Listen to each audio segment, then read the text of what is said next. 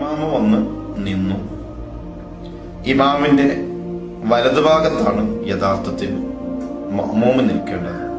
ഇമാമിന്റെ വലതുഭാഗത്ത് തൊട്ടു പിന്നിലായി മടമ്പിനേക്കാൾ മുന്താത രൂപത്തിൽ, ഇമാമിന്റെ മടമ്പിനേക്കാൾ മുന്താത രൂപത്തിൽ മഅ്മൂമായ ആൾ നിന്നു.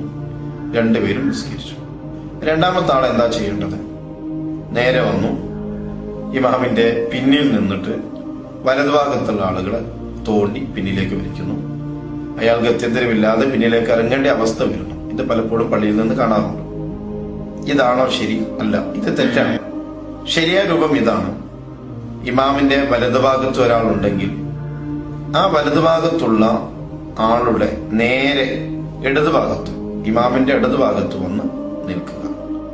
എന്നിട്ട് രണ്ടുപേരും പിന്നിലേക്ക് ഇറങ്ങുക. ഇതാണ് യഥാർത്ഥത്തിൽ